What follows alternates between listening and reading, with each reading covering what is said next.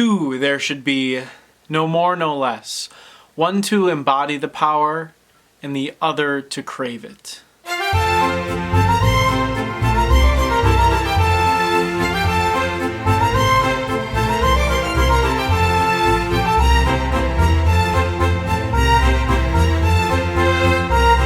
Hey guys, we're taking a look at The Rule of Two today, Star Wars novel featuring Darth Bane. It's the second in the Darth Bane series by Drew Karpyshyn.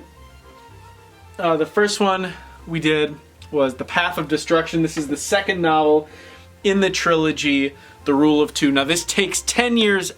This takes place 10 years after The Path of Destruction, and it focuses in a lot on his apprentice Darth Zana. Okay, hopefully I'm pronouncing that right. This is a great book. I love this series. Drew Karpyshyn is an excellent author, and I'm just going to start off with talking a little bit about him. Mostly the fact that he can't write any other Star Wars books because Disney is not interested in having him. So, you know, that really sucks. So if anyone out there is from Disney, just know that I would personally, and I know a lot of other people are in the same shoes, would love, after the trilogy going on, another trilogy perhaps with Darth Zana would be amazing. Likely Disney will never do that because they'd have to pay royalties. Right now they don't have to do anything as far as that's concerned, because this is within the Legends sphere of it, so it didn't actually happen. None of it actually happened, but it's not in the canon of Star Wars, which kind of sinks. But so in newer copies, this is a reread for me. I read this like 5 years ago, before Disney and all that stuff happened. But normally on the new covers of this book, if you buy it, it'll say like Legends or something like that. So unfortunately, I believe I read a story or something where he tweeted out that, because a lot of people were wondering why he stopped writing Star Wars books. It would be great to see more from him, and Disney is not interested in having him as an author, which I think is very disappointing. That's just a side note. Let's talk a little bit about this. So this book, Darth Bane, Rule of Two, takes 10 years after this. A lot of it is about, I'm going to try and be there might be a few spoilers, but I'm going to try and be as spoiler-free as possible. So 10 years after the Brotherhood of Darkness is destroyed, it's just Bane and Zana. The Jedi think that the Sith have been exterminated. They haven't, because these two exist. There's a lot of issues with that. They do eventually get found out, but at the end of the book, Zana is very, very smart and cunning. At the very end, it's really interesting. I won't say exactly what happens. A lot of this book is also surrounded. You can kind of see it. I don't know. This is kind of I don't know if that's actually it, but Darth Bane is covered in obelisks during all this, and he kind of goes back and forth about getting them off, getting them on. That's discussed a lot in this book. I won't say exactly what happens. The book has been out for a long time, but I'm still going to try and be spoiler-free. But the obelisks are these parasites that got hooked to his body, and it was sucking on him, sucking the dark side forces out of him. I'm explaining this kind of poorly, but basically it's kind of a give and take. He gets very enraged when things go wrong. I can relate to that a little bit. But and it's also a constant pain that he experiences, but he gets intense strength from the Force while he has these on. He's basically invulnerable. No one can attack him other than his face.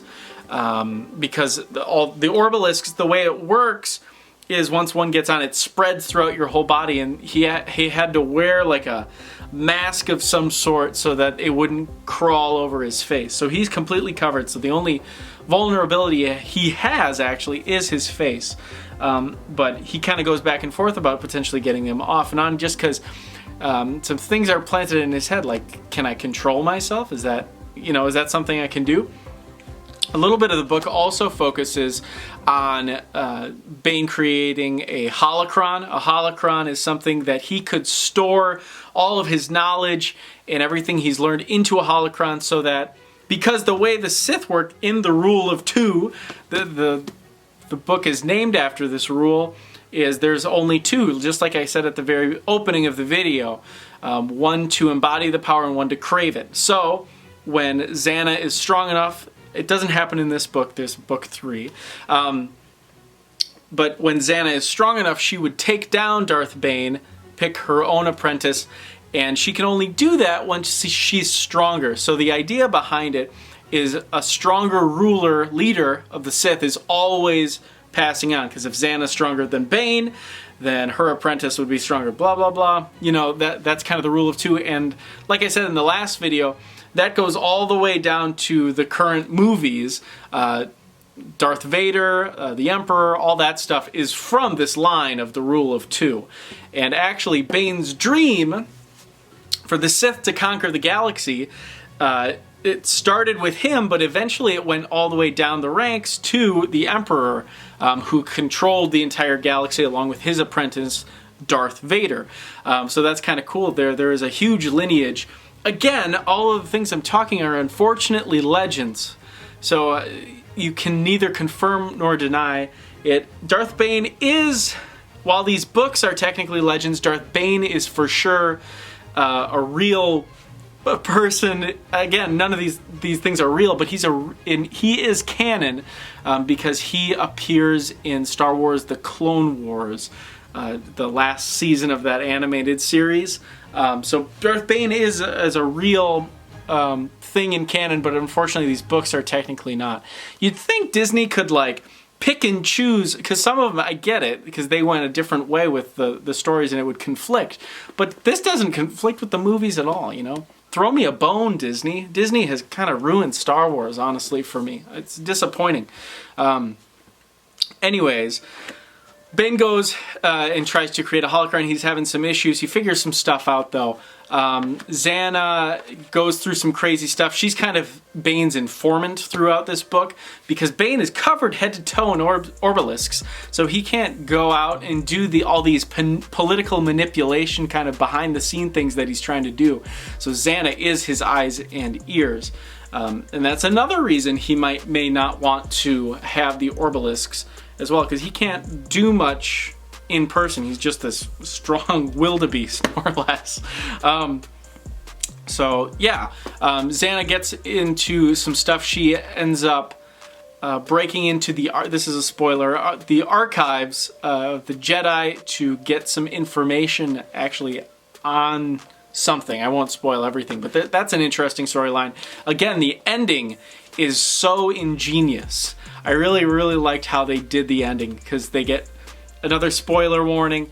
They eventually do get found out by the Jedi, but there is a book 3, so I'll just leave it at that. They do something very, very smart at the end, and it is all because of Xana, because Darth Bane ain't doing so hot at the end of the book.